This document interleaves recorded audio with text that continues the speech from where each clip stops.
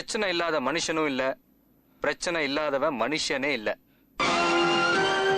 என்னை பொறுத்த வரைக்கும் உலகத்துல வாழ்ற ஒவ்வொருத்தனுக்கும் முக்கியமான தேவை தைரியம்.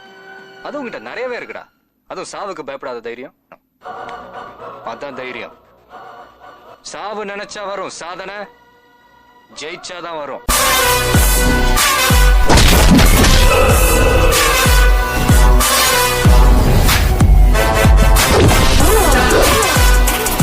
ஸ்கெட்ச் பண்ணா ஸ்கெட்ச் மிஸ் ஆகாது.